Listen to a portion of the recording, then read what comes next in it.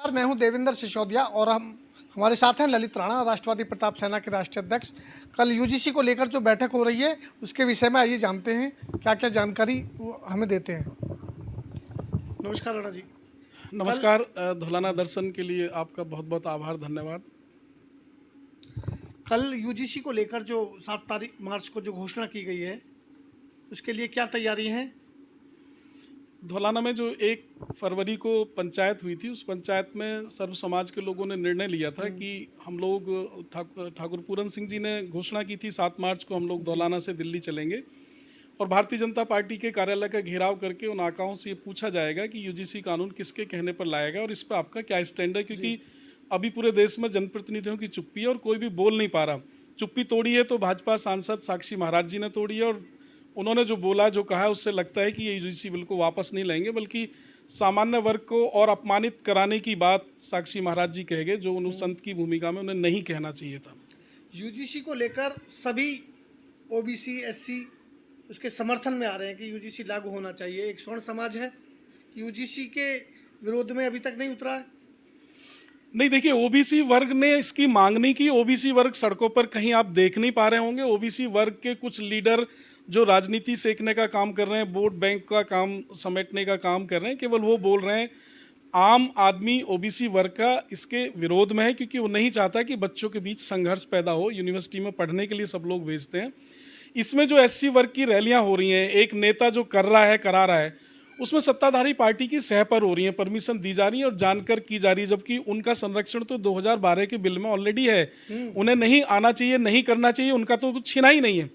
लेकिन फिर भी सरकार ये दिखाने के लिए नहीं, समाज में एक आक्रोश विरोध में भी बहुत लोग उतरे हुए हैं। ये सब एक नौटंकी हो रही है और कहीं ना कहीं एक बड़ा षड्यंत्र है। सामान्य वर्ग बहुत ज़्यादा नाराज है, आक्रोशित है, आने वाली पीढ़ी की शिक्षा को लेकर, सुरक्षा को लेकर, और जायज़ बनता है, हक बनता है। इसलिए ये तय किया गया है कि 8 तारीख को रामलीला मैदान में भी लोग पहुंच रहे हैं, जंतर मंतर भी पहुंच रहे हैं। और चूंकि ये घोषणा एक जो साठा चौरासी से यात्रा शुरू होगी वो धौलाना से चलकर कहाँ पहुंचेगी? देखिए, वो 1 तारीख को ठाकुर पूरन सिंह जी ने सर्व समाज की पंचायत में घोषणा कर दी थी और उसको अमली जामा पहनाया जा रहा है। कल सुबह 10 बजे तहसील धौलाना से यात्रा की शुरुआत हो जाएगी और ये अपने गंतव्य के लिए आगे बढ़ेगी। पड़ाव जहां भी लेना होगा पड़ाव लेगी। 8 तारीख में दिल्ली पहुंचेगी। भाजपा के कार्यालय पर पहुंचकर हम भाजपा के नेताओं से सवाल का जवाब लेने के लिए जा रहे हैं, क्योंकि कोई भी नेता क्षेत्र का बता नहीं पा रहा है। इसलिए हमें संतुष्ट होना है कि यूजीसी के बिल को वापस आप लेने का मन बना रहे हैं या नहीं बना रहे हैं। नहीं बना रहे हैं तो उसके हिसाब से फिर आगे की तैयारियां, रणनीति बना के हम समाज को जागृत करेंगे और उसका तय किया जाएगा फिर समाज को क्या निर्णय लेना है। राष्ट्रवादी प्रताप सेना ने ये मुहिम उठाई है। आज उत्तर प्रदेश में ही हाथरस जनपद में राष्ट्रवादी प्रताप सेना के जो प्रदेश अध्यक्ष हैं शेखावत जी को हाउस अरेस्ट किया गया है, तो किस तरह ये मुहिम आगे बढ़ेगी? देखिए, राष्ट्रवादी प्रताप सेना का जन्म साठा चौरासी क्षेत्र धौलाना में 2009 में हुआ और इसने बहुत यात्राएं निकाली। 2010 में नसरुल्लागढ़ जो पहला गांव है उत्तर प्रदेश का, नकुड़ तहसील सहारनपुर से लेकर हाथरस तक पहले चरण की यात्रा चली थी। उसमें हमने ये सारी शंकाएं जाहिर की थी। हमें पता था आने वाले समय में हमारी चुप्पी का फायदा सरकारें उठाएंगी और हमारे खिलाफ कानून इस देश में बनेंगे और वो सारे कानून बनते चले आ रहे हैं। योगी जी ने शपथ ली, हमने राष्ट्रवादी प्रताप सेना की मुहिम को ठंडा कर दिया, लेकिन हमें उम्मीद थी कि राम राज्य की स्थापना होगी। मोदी योगी जी मिलकर कहीं ना कहीं समरसता लाएंगे, प्रतिभा को सम्मान मिलेगा, योग्यता की पूछ बनेगी और सामान्य वर्ग के जो गरीब लोग हैं उन्हें न्याय मिलना शुरू होगा। लेकिन हम ये महसूस कर रहे हैं कि इसकी चुप्पी और इसकी ज़्यादा राष्ट्रवादी होना या भाजपा को अपना मान लेना हमारा गुनाह साबित होता जा रहा है और अब इसमें समाज किसी भी सूरत में आगे बर्दाश्त करना नहीं चाहता है। 16 साल पहले जो यात्रा आपने शुरू की थी राष्ट्रवादी प्रताप सेना की, इन्हीं मुद्दों पे SC/ST एक्ट यूजीसी चलो अब आया है, तमाम ऐसी चीज़ें थी जो स्वर्ण समाज के विरोध में थी। आप जब उन यात्राओं में शामिल होते थे, लोग ये एक तरह से आपको ये ना जैसे नकार देते हैं ना कि भाई ये तो अपने स्वार्थ के लिए कर रहे हैं या किसी के लिए कर रहे हैं। आज वो सारी बातें आपकी सिद्ध हो रही हैं। आज वही स्वर्ण समाज के नेता आपको सही ठहरा रहे हैं।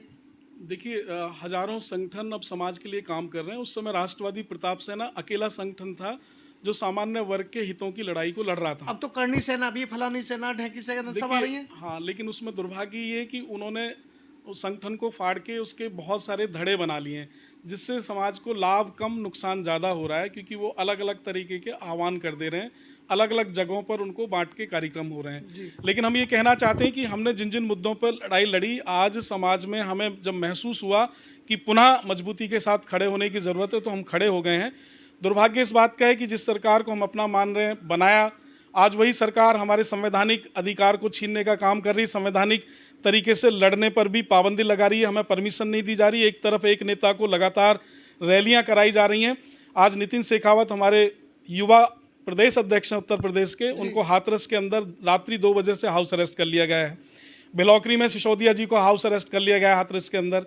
उधर आज गुलाबटी के पास छपरावत में हमारे रिंकू तेवतिया जी हैं जो क्षेत्रीय अध्यक्ष हैं, उनको हाउस अरेस्ट कर लिया आज दोपहर से। और लगातार ये क्रम सभी जो हमारा नेतृत्व करने वाले सक्षम लोग हैं उनको पुलिस घर में जाकर हाउस अरेस्ट कर रही है। हमारी संवैधानिक यात्रा को भी रोकने का प्रयास किया जा रहा है, लेकिन हमारे इरादों को ये मोड़ नहीं सकते हैं।